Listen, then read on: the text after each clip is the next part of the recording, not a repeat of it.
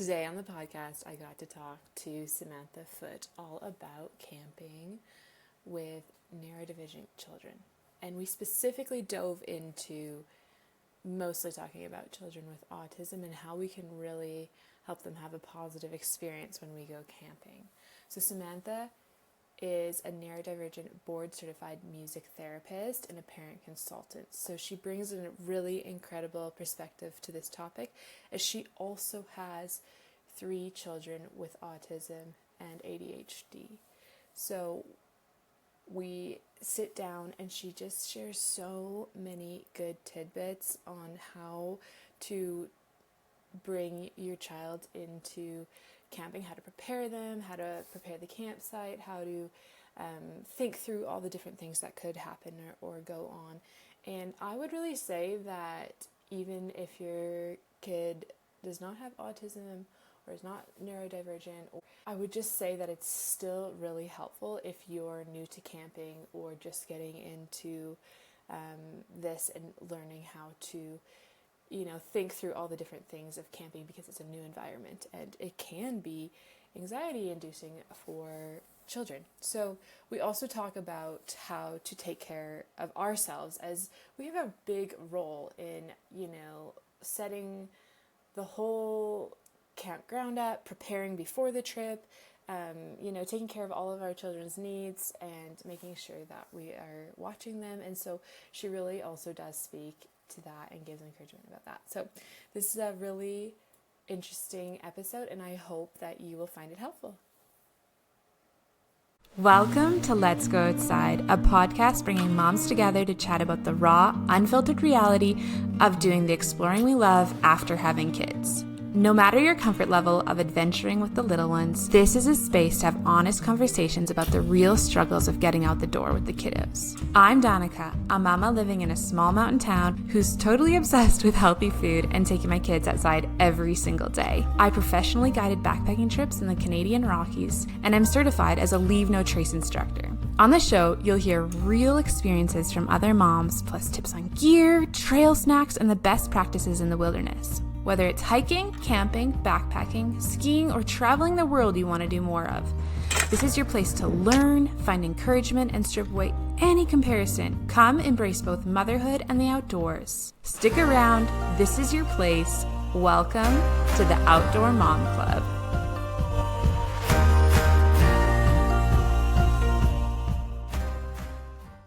Welcome to the Let's Go Outside podcast. Today, I am very excited to talk to Samantha Foote. We are going to dive into all things camping with neurodivergent kids, and I'm just so excited to have her on the show today. So welcome, Samantha. Thank you. Thanks for having me. I'm excited to be here. Yes. Would you start by telling us a little bit about yourself and what you do? Yes, I am a board-certified music therapist, and I'm also a parent consultant working with parents who have kids who are neurodivergent. So doing music therapy, I work with the kids, and then I work as a parent consultant if, they're not sure what neurodivergent even means, or they're not sure how it differs from neurotypical kids or any of that.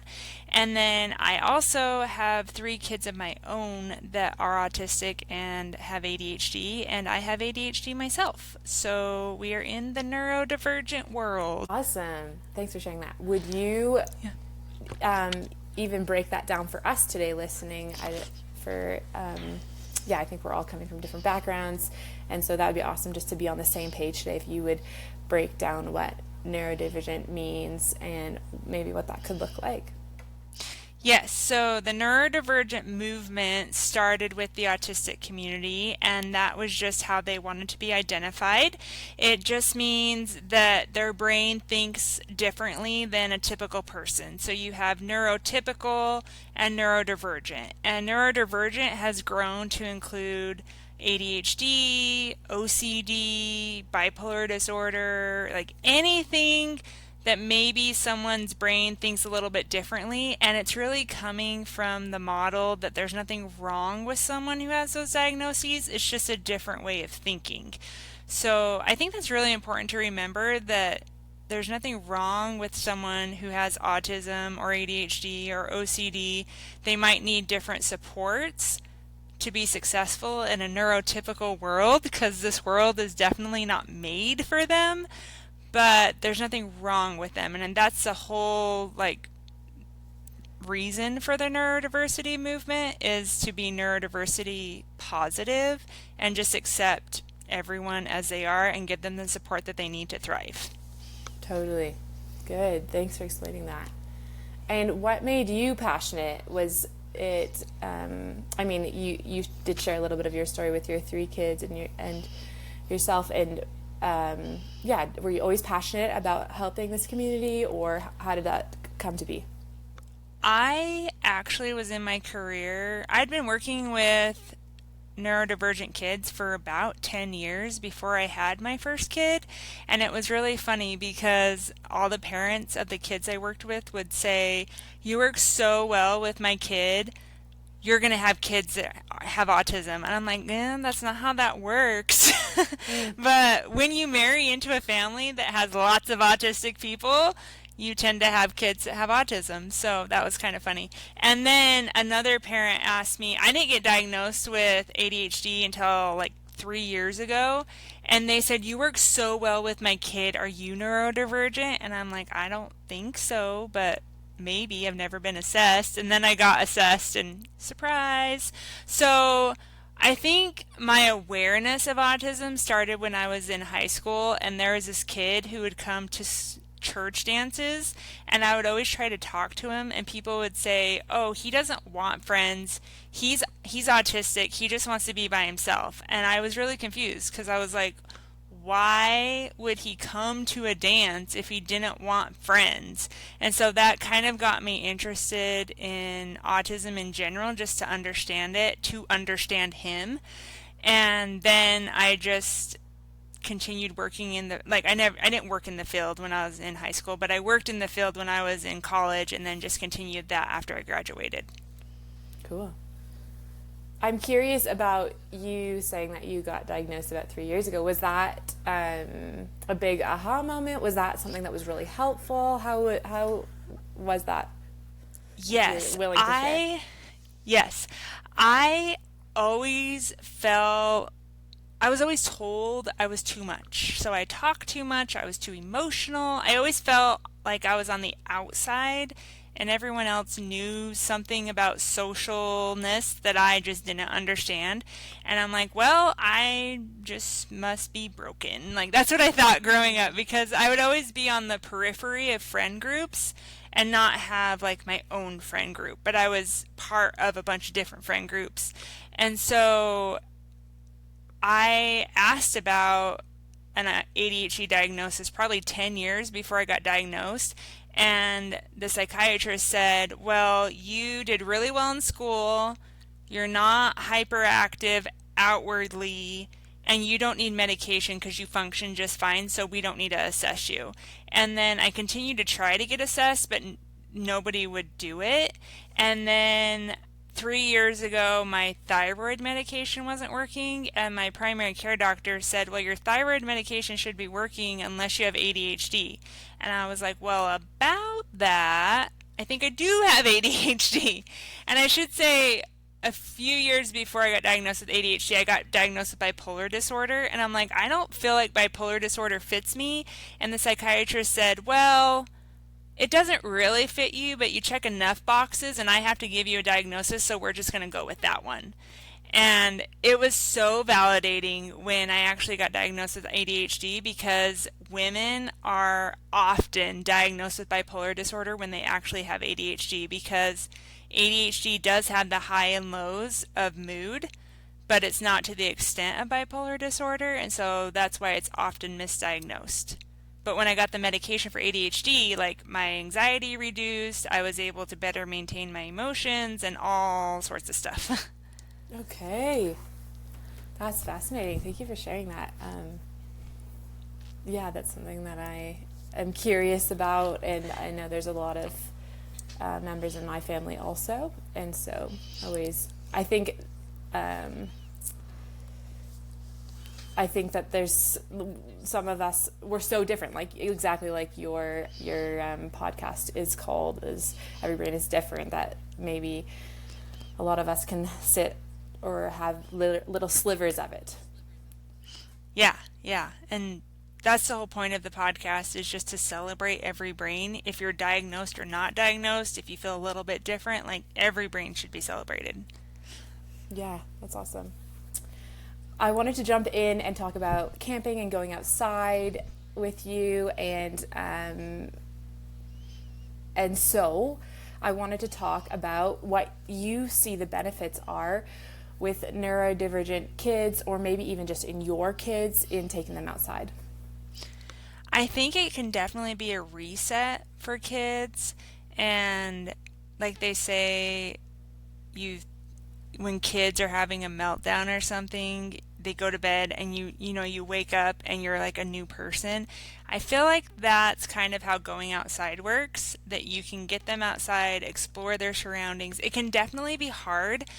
My son had a really hard time going outside when he was little because he didn't like getting dirty, and so he was, a toddler, and so he would get dirty and just completely lose his mind because he didn't like the feeling of mud or dirt or anything on him.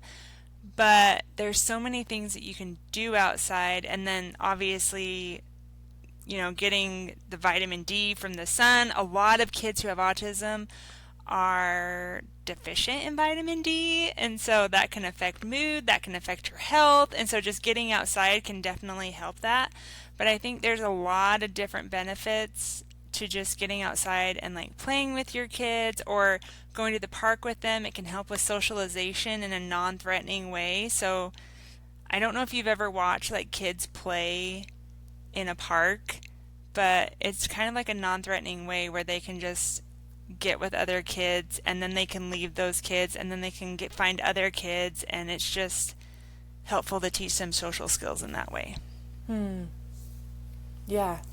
Sometimes it's kind of nice when there's not four walls to, make those boundaries. We can kind of make our own boundaries within an outdoor space like a playground. Yeah. Yes.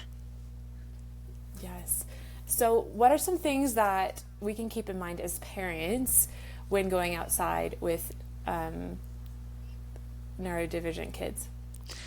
I would say just preparing them. So if you're going camping, for example, camping is very different, at least when my family goes camping. It's very different than being in our house. We don't go stay in cabins. We don't go stay in a trailer. Like, we go tent camping. So it just depends on what you're doing. Like, even if you are going to a cabin, I would get pictures of the cabin if you're going to a cabin, and let's say you get an Airbnb or something, and you go out in the woods. I would get pictures off of the Airbnb site and show them to your kid, maybe put them in a story and say, okay, we're going to go to this cabin. You're going to sleep in this room. You're going to sleep in this bed. I'm going to sleep in this bed. These are the activities we're going to do. Or they have lots of social stories. Social stories are just very simple stories that you can get online. And I would just Google camping social story, and you can go through it with your kid. And you can say, okay, we are going to drive. We're going to pack the car. The vehicle might be super, like tight on space because we have all our camping supplies. And so if your kid's not used to being kind of cramped in the car, I don't know about you, but when we go camping, all the space is taken. And so I would prepare them for that. Be like, there might be something under your feet. There might be stuff on top of the car. Who knows? And then you can get the social story that says, we're going to drive to this place. If you can find pictures of that place online, then show them where you're going.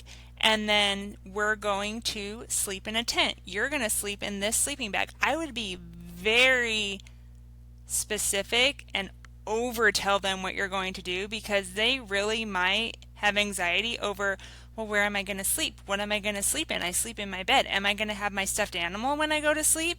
And so taking like stuffed animals or a favorite blanket or something like that, and then when you're there, a lot of kids who are neurodivergent need schedules for the day, and I would go over their schedule with them and say, okay, today we're going to wake up, and then we're going to get dressed, and then we're going to eat breakfast, and then we're going to brush our teeth, and then we're going to go on a hike, and then we're going to do this. And if your kid needs that, if they don't need that, that's great. Everyone, you know your kid the best. These are just some ideas to remember to make camping as normal as possible to their home environment, and then that will help ease their anxiety. And I would go over the social story probably every day, at least once a day for like 2 weeks before you go camping, and just get them used to the idea, like, we're going to be gone for 4 days. We're going to take this stuff with us. You can have them help you pack your food. You can have them pack their own clothes.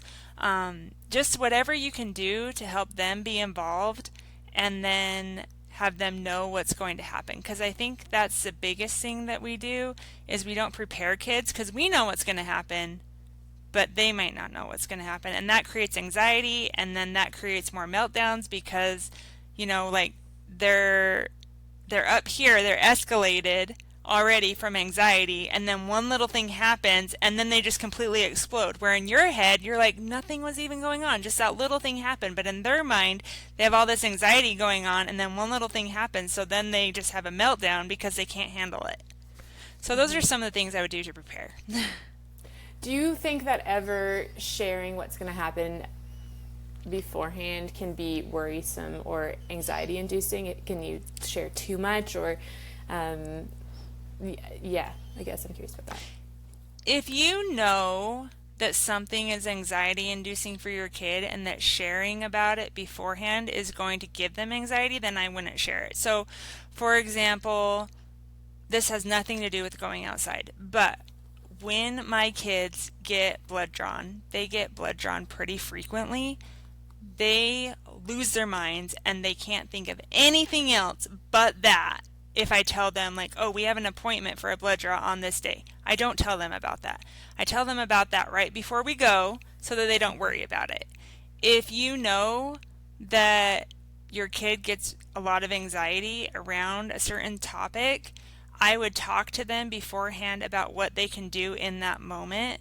So if you know that they have a lot of anxiety about sleeping in a tent, you can talk about, okay, when we sleep in a tent, this is what we're going to do to calm down the anxiety. What can we do? So, for example, when I go get a blood draw with my kids, I bribe them. I say they get a Lego set every time they get a blood draw.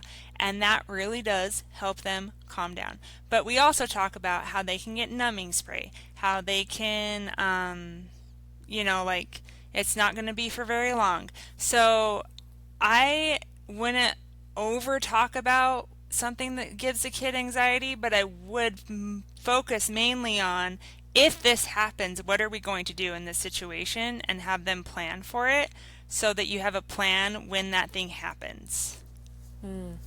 That's good. And Thank you. Can you? You've done this before. You've handled it well. Do you have pain points that you foresee with camping that you could talk us through? Yes, fires are always an issue, I feel like, because kids aren't used to having open fires, like in a fire pit. And so you can talk about the safety around fires, and when you're walking around the fire pit, like, for example, we sit around the fire pit, and so my kids aren't allowed to walk on the inside of the chairs. They have to walk on the outside of the chairs. And I would practice that before you go camping, especially if you have a kid that likes to run away or elope. I would practice what to do around a fire, and you can set up in your living room like a pretend fire with like construction paper or whatever, and then put chairs around it and say, when we are sitting at the fire, if we have to walk around, then we walk around the outside. And then I would also talk about how, depends on your kid, but if they like to elope, then I would have a plan for that. So Are you going to have a watch on them that tracks them? Are, like, some parents use a leash, like not a leash, but you know what I mean, like those backpacks that you can hold on to. Is there going to be a designated person that's watching them the whole time? But I would have a plan, because kids can run away and you have to be able to find them. And so that is a big concern that I know a lot of parents have. So just have a plan, like set up a schedule for people that are going to watch your kids so that you don't have to watch them the whole time if you're going with other people. So when I go camping, we go with my extended family. And if I had a kid that was eloping, I would talk to the family beforehand and say, hey, I'm not going to be able to watch him the whole time we're there. Can you help me? And I would set that up with family beforehand. Okay. Yeah. Have you had a situation like that happen? There was a time last year where all the kids were together. There's a big group of kids because we went with like my dad's extended family. So all the kids were together and we could hear them and all of that. And then all the kids came back and there was one kid not with them. And so luckily we found them pretty fast. They weren't too far away, but definitely don't rely on older kids to take care of younger kids in that situation, because they're not going to take care of the younger kids. Like, they're doing their own thing, and kids shouldn't be expected to take care of younger kids. So yeah, just make sure that you have eyes on your kid and you're not just like hearing the big group, because I know with my kids, they get tired of being with the big group because they get fatigued from socialness. And so they'll go off on their own. So I have to make sure that I know where my kids are, not just the big group of kids. Right. Okay. So almost creating like, okay, where's that place that you want to retreat to or that you find relaxing at this campground, at this new place, I guess would be a good conversation to have. Yes, I would definitely, before you go, talk to your kid about where they can go if you're going with a big group, or even if you're going with just your family and you have like multiple kids. I would talk to each kid and say, where are you going to go if you get peopled out? Because if you're going camping for 3 days and they're around people 24/7 and they're not used to that, they are going to need a place to retreat. And so make a safe place for them. Is that in the tent? Is it in your car? Is it in like this little wooded area? I don't know, like whatever you want. But just make a safe place that they can go when they need to. Okay. I think that is my number one thing to do, because especially with my kids, my son, he gets so peopled out and then he reacts. He gets really stressed and then he'll like throw up or he'll have a meltdown or anything like that. And so we have learned that we have to remind him to take time alone. And so if you have to remind your kids, say, hey, do you need some time alone? And just remind them about that, because they might not realize that they're getting peopled out until it's too late. Okay. And what does that look like when they have time alone or time away of this from the social group? Is there certain things that help recharge them, or I guess what would you say, maybe unwind them, or is there items that they bring that you would bring along? Yes, I would figure out what they like to do at home when they need time to relax and take that with you. So is that a coloring book? Is it a book just to read? Is it a device? So do you need to bring, like, let's say they have a Switch, a Nintendo Switch. Do they need to bring that so that they're not on it the whole time you're gone, but when they need it, when they need just time to relax, can they play that device? And so we actually do take a device for our son just so he can like escape and not be around people, and then he plays it for a little bit and then he comes out and he does what he needs to. Or another one is to remind kids to eat and drink when they're camping, because they will forget.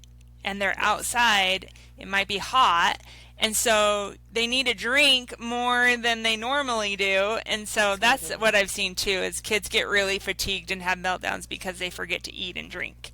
But yes, I would bring extra things that they need at your home to calm down. I would bring those with you so they can calm down in the camping environment. Yeah, okay, totally. And so we're kind of talking about this already, but camp is full of unfamiliar sounds, smells, textures, and new sleeping situations. What are some ways that we can make our kids feel safe? Yeah, I would talk about, like, before you go, oh, we might see a deer, we might see a snake, we might see a frog. I had no idea before we went camping this last time that my son was afraid of frogs. And we were camping right on a lake that had a million frogs, I swear. And so I would just talk about, like, are you going to a place, like, there's a lot of places around us that has rattlesnakes. And so I would talk to my kids before and say, if you see this, you don't go near it. This is why. Or, just talk about, like, oh, there's going to be trees there. Obviously there's going to be trees in the woods, but your kids might not realize how many trees. And so you could talk about, like, when you're walking, there might be trees laid down, because I've seen kids have meltdowns that there's trees in the pathway and they can't get past it. And so you could talk about, like, oh, we might be on a hike. There might be a tree that fell down. We might have to go around it. We might have to go over it. Just talk about all, like, anything that you can think of to prepare your kid.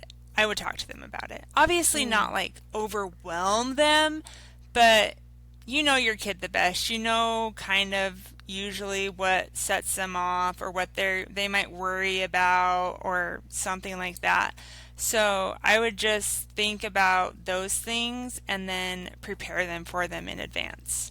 And then prepare them for what they're going to do if they encounter something. So if they have anxiety about something, like, what can we do when we feel anxious? What can we do when we feel that feeling? And talk about what anxiety feels like, and talk about and practice those things. So, like, when something unexpected happens when we're camping, what are we going to do? Are we going to take deep breaths? Are we going to ask to go take a break? Are we going to take a drink of water and reset? Like, make a plan for what they're going to do when something happens that's unexpected. That's so good. That's some good ideas there too, to drink water, take a breath, take a walk. Yeah. I have two questions. The first one is, I'm curious about outhouses. Like, have you guys encountered outhouses while you're camping? How has that gone, first off? And then I'll ask my next one after that. Yeah. So we've encountered lots of outhouses. We have also encountered when there's nothing and my kid has to pee. Like, what do we do? And so we have talked about those things. I have prepared my kids for, we're going to go out in the middle of nowhere. So there might be an outhouse. It might be dirty. It might have stuff in it that you don't like. I encountered the nastiest outhouse I've ever seen the last time we went camping. So yeah, prepare your kids for that. Like, you might see a spider in the outhouse. You might have to pee outside, obviously, like, we try not to do that, but if you're really in the middle of nowhere, sometimes there's no outhouses.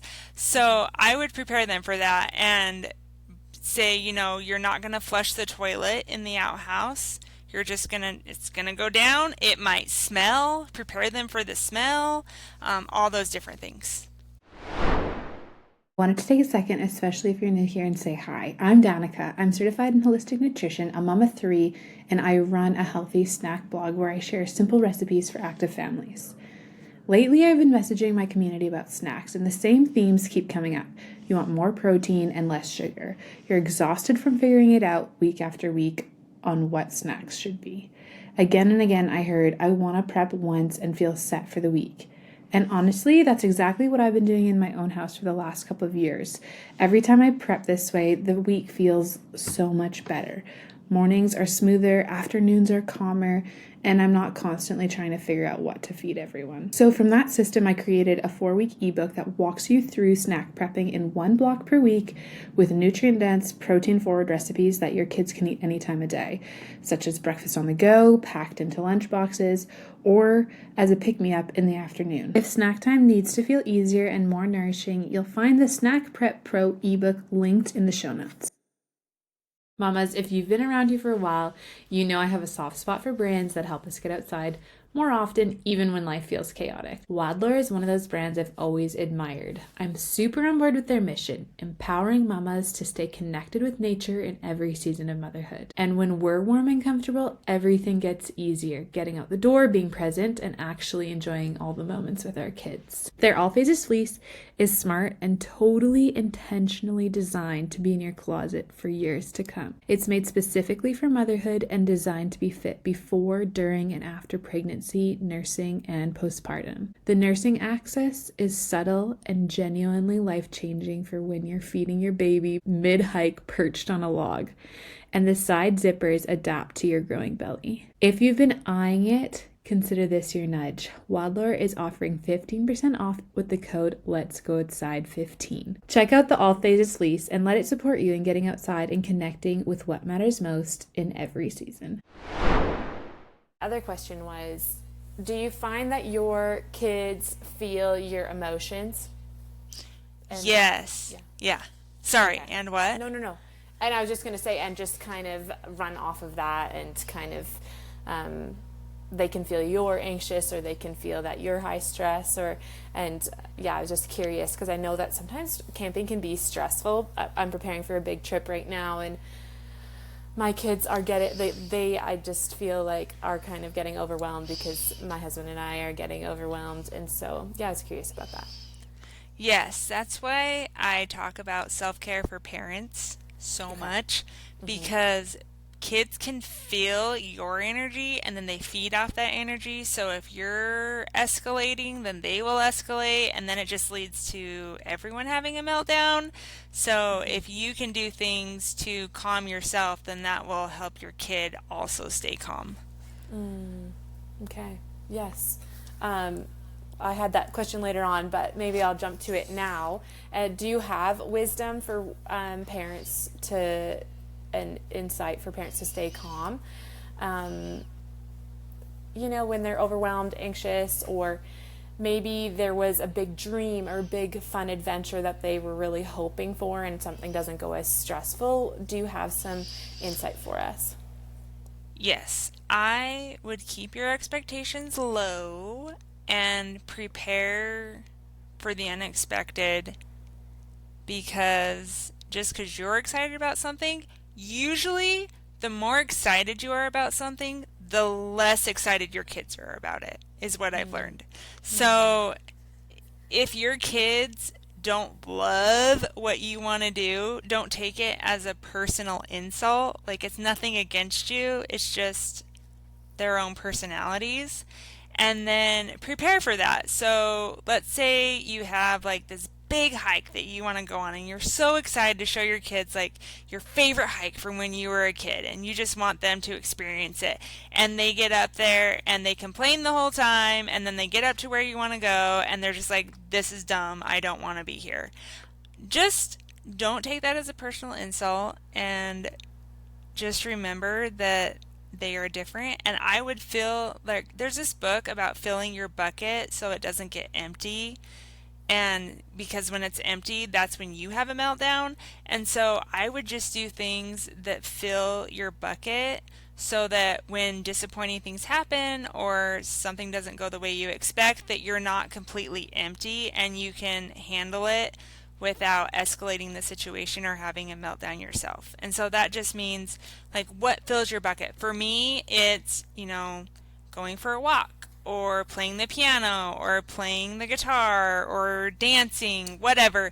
What things help you relieve stress. So I would do those things in preparation for something that is going to be stressful. That's a really good point, to kind of take care of yourself preemptively versus when you kind of reach your max or you're very stressed out. That's a great point. Yeah.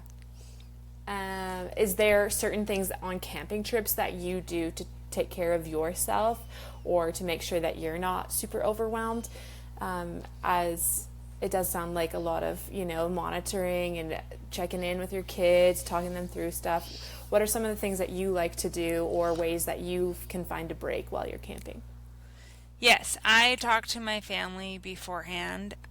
We usually don't go camping by ourselves. And so I'll talk to my family and say, hey, can you take the kids, for a hike? Or if my sister is going for a hike and my kids want to go, I'll say, can my kids go with you? Or just finding ways just to maybe be by yourself, like have an escape, just like I tell my kids if they need an escape, like adults need one too. Mm-hmm. So if me and my husband go somewhere with just our kids, sometimes we'll take turns, like I'll take the kids for a little bit while he goes and gets a break, and then he'll take the kids while I go get a break. I would just talk to people before you go about expectations. Like, are you expected to watch your kids the whole time, or are there other people that could be responsible for them while you get a break? And if you are responsible for your kids the whole time, I would practice rest times with your kids before you go. So you can just say, okay, we're going to have a rest time. We're going to sit and you can do whatever quiet activity you want, but we're going to sit and do it. And that's not feasible for everyone, but if you can practice that before you go, then when you get there, they're not going to be like, what is rest time? I'm not doing this rest time. What are you even talking about? So I recommend just having a rest time in your house every day anyway. But especially when you're camping, it can be really stressful to be responsible for your kids in not four walls. And so it's like extra stressful, especially if you have a kid that likes to run away, especially if you're by water. It's important to have some stress relievers built in that you prepare for ahead of time. That's good. Do you have any encouragement for parents when a child is having a hard time or a meltdown? I know that can be really stressful, and I think it's also really hard because it feels like everyone's watching us when we're at a campground, like if we're around a lot of people. And so what would you have to say to those parents? Yes, I would say this is harder than it sounds, but don't worry about what a stranger or even your own family thinks. So you know your kid the best. I would practice what to do in a meltdown before you go so that you have those things ready to go. And I would try to get my kid out of like the public eye as quickly as possible, just because they can feel other people watching them. You can feel other people watching them, and that never helps. And so if you have someone that can step in, so for example, one time I went to my in-laws' cabin. My son had been up there all day long with the family and my husband, and he came to my car and dropped something on the rolls, like as soon as I got there. And I was like, oh, don't drop that on the rolls. And he instantly had a meltdown. And I was like, whoa, what is going on? And so I got him in the car to talk to him, and he was not calming down. And so I actually went and got my husband, and we talked for a little bit. And then the point of this is he came and stepped in when I needed a break. And so if what you're doing is not working to calm your child down, is there somebody else that can come in and let you take a break if your child is having like a huge meltdown? So also, sometimes parents can be their kid's trigger. And so I, for some reason, was a trigger for my son. I still have no idea why, but his grandma was able to come and talk to him, and she was saying the same exact things that I said, but coming from her, it was easier for him to do what she asked. And so he was able to get out of the car, go into the cabin, go to a room where nobody was, and he calmed down. He got a snack, he got water, and then he actually fell asleep. And so, because I was ready to like take him home, he was not okay. And so if you can have someone that can step in or just have a plan for what you're going to do before that happens, and if your family says anything or if the people you're with say anything, I know it's harder to do than it is to say, but don't worry about what they think. They are not in your shoes. They don't know what it's like with your kid, and so just do what you need to do to help your kid. I have a 3-year-old, and this morning he was really upset, and we're not really sure what ticked him off, but we had guests in our house this morning, and he screamed for an hour. And so, sometimes you have to just, I took him outside and calmed him down, and me and my husband took turns taking care of him. And I think that's exactly what you have to do sometimes is you're like, okay, I'm so sorry. This is like kind of uncomfortable for all of us, and not fun, but our kids' needs are really important, and trying to see how we can help them and support them in those moments is really important. Yeah, for sure. Yeah. I'm curious if your kids like camping, and if you want to share how old they are and if they like camping these days, or like what excites them about going out there. Yes, they love camping. I feel like they love it more when we're on a lake, like by a lake, because they like going out on paddle boards, and my dad has some pontoon boats, like the rowing ones, not like the motorized one. And they love going out in the water, and then they really like camping if we're not gone for a super long time. After probably 2 or 3 days, they're done. They want to come home. But they love getting out there. They love building a fire and all of that. And their favorite thing is s'mores, obviously. Yes. But yeah, they love it. Okay, that's good. And so do you find that what did you call them, social cards? Is that what you said? Social stories. Social stories, okay. Do you do the social stories with them every single time that you prepare for camping, or is it something that you do more the first time that you go camping with them? We've been camping enough. My kids are ages 6 to 11, and in between there. And so they know what camping is now, but when they were younger, I would use social stories. But now I can just say, oh, we're going camping, and they know what that means. They know what their sleeping bag is. They know where we're going to sleep, like all of that. So Okay, cool. And as we close out, I have the 3 final questions that I always ask everyone, and I was wondering if you would share a story of your favorite moment outside with your kids. Maybe it was camping, maybe something else. Yes.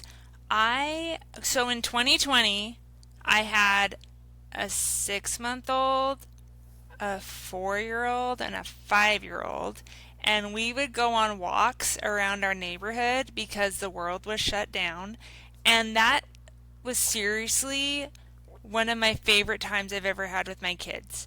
And we still call it our COVID walk. Like the path that we would take, I called it our COVID walk. And just the other day, I was like, let's go on our COVID walk. And we went the same path that we went like every day in 2020. And that was just so fun because, we couldn't go anywhere. We couldn't do anything. And so just getting outside was what we did for fun every day. And it was really fun. Like, obviously not a fun time in the world, but just having those moments with my kids at that time was really cool. Yeah, that's so special. And I love that they remember it too. Like, it's usually your kid's favorite moment too is your favorite moment, I feel like. Yeah. Do you have a favorite piece of gear that you like to use when you're going camping or when you go outside with your kids? If you have a baby, toddler, whatever, they have collapsible high chairs, and that is my favorite thing I've ever had.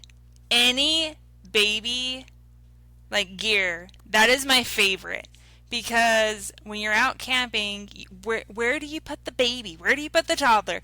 And Yes. so it's so easy just to put them in that high chair, and I love it. And then, this is weird, but my parents gave us a collapsible garbage can that you just put a bag in, and I love it because so many people just like tie a garbage Right. sack onto like something, and that's just, it's like you have a garbage can in the middle of nowhere, and it's my favorite thing I think I've ever gotten from them, and that sounds really weird, but I love it.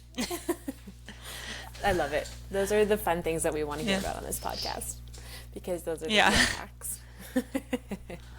Thank you for sharing that. Okay, Samantha, 2 questions. Anything else you want to add to camping about what we were talking about? And second, can you share where we can follow along with you, connect with you, all that fun stuff? Yes, I would say for camping, just be chill. Don't have like a super packed schedule. Just kind of follow your kid's lead and just kind of let them be.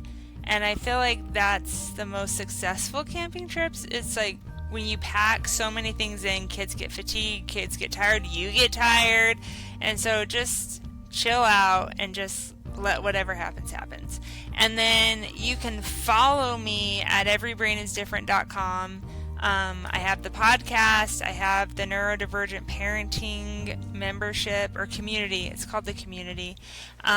If you have a neurodivergent kid, we have a guide to raising a neurodivergent kid.